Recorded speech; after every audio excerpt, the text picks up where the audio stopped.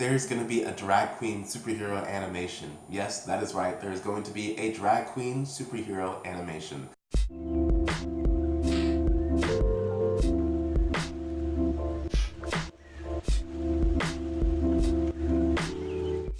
Hi, welcome to Fudanshi, where I share LGBTQ and BL Media through news, reviews, and good conversation. My name is Devin Randall, and today is Friday, which means it's time for the weekly update, where I share LGBTQ and BL Media news with you. Anything from casting announcements from Hollywood to BL video games that are coming out and more. So let's get talking. The first news story is not so much a news story as it is a heads up.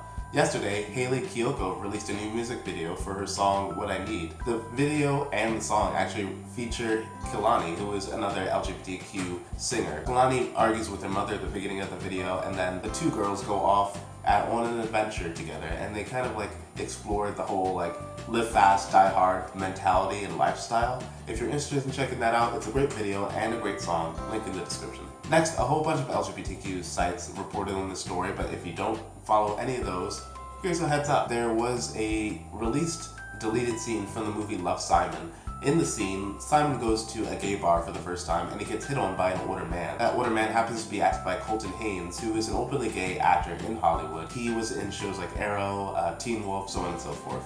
So if you're interested in checking out that deleted scene, link in the description. Next, the biggest news of this week is about Roseanne. Now, you've probably seen all about it already, but just a little catch up if you haven't. Roseanne was a popular TV show in the 90s, early 2000s, I believe. It was about comedian Roseanne, who was known for being the everyday mom, the everyday female comedian. And so she created this TV show based off of that, Middle America's Family. The reason that the show was so popular was because of the fact that it represented a large majority of America that often aren't really reflected in TV.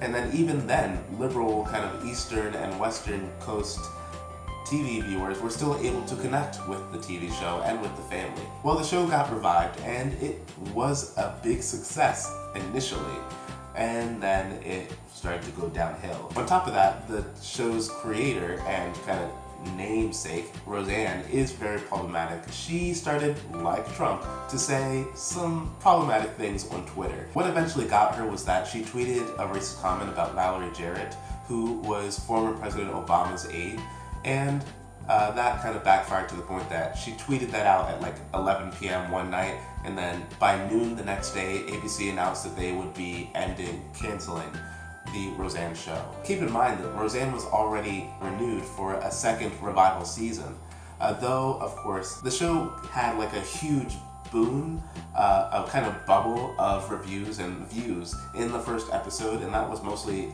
people from the left, political left and political right, kind of checking in to see what is this show going to be. And then the views kind of dwindled from there to the point that the show was largely kind of bleeding out. So it's not really much of a surprise that they ended up canceling it because of the controversy of Roseanne, on top of the fact that the show wasn't really producing. And why are we talking about it here? Well, in the revival series, they did introduce a gender non-conforming character, Roseanne's grandchild, who identifies as a male, but likes to experiment with gender norms and with different kind of clothing styles. Sadly, we won't be getting that character anymore. Next, there's going to be a drag queen superhero animation. Yes, that is right, there's going to be a drag queen superhero animation. Netflix released the trailer for this new 5-episode series a couple days ago. Link in the description, of course. And their description of it is, during the day, they work in a department store and deal with their uptight, bitchy boss. By night, they tighten up their corsets and transform into the baddest super drags in town, ready to combat shade and rescue the world's glitter from the evil villains. Get ready, because the super drags are going deeper than you think. So, of course, the show will be titled Super Drags, and it's getting, once again, a 5-episode run in the later half of 2018. That's all we know so far. But again, link in the description for the trailer, and it'll be coming soon. Next, BTS is on the rise here in America. They are the first K-pop group to really connect with American audiences, which is really cool from the perspective of someone who was really into K-pop in high school and college. On top of that, they are being subtly supportive of LGBTQ people. First, in the fact that a month ago, RM had tweeted out his recommendation of a song from the Love, Simon soundtrack, which was Strawberries and Cigarettes, which is sung by Troy Sivan, who is an openly gay singer. And then they just came out with their latest album, and one of the songs from that album is actually produced, well, partially produced by a openly gay singer. MNEK is a British singer, openly gay, known as a great songwriter. He's worked with singers like Madonna and Beyonce, and he's now also worked with BTS to create the song Paradise. Link in the description to where you can hear it. And that is it for our queer quota. Let's talk about our BL bits for a little bit.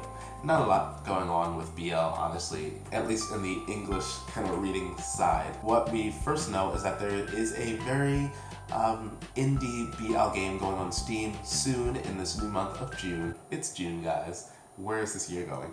But this video game is called simply Boys Love.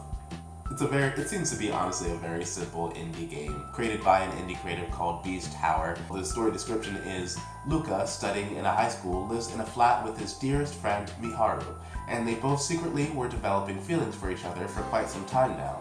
Is it finally time to confess? And is there any happily ever after for them? So yeah, this is a very cut and paste kind of like childhood friends story, but it's a heads up just to let you know. It was actually supposed to come out June 1st today, but it got pushed back to June 14th, so if you're interested, check it out. Link in the description to the Steam page. Lastly, Sublime Manga has some new releases, and it's specifically A Strange and Mystifying Story, Volume 3. If you're interested in that series, check it out, link in the description. If not, here's a little description here for it. And again, of course, link in the description to where you can buy. And that's it for this weekly update. Make sure to let me know down in the comments below what you guys think about any of these topics. Are you interested in seeing a reformatting of Roseanne, or do you want it to just die? Are you interested in this new BL game coming out in Steam? Or are you interested in checking out Hayley Kiyoko's new music video? Let me know down in the comments below and let's get talking. And as always, make sure to like, subscribe, and all that jazz and more. And as always, we're Fudanshi tries to share LGBTQ and BL media through news, reviews, and good conversation. So let's get talking. Bye. But anyway, on top of that, they are outspokenly representing in kind of like the allies of LGBTQ-ness, I guess. That was very poorly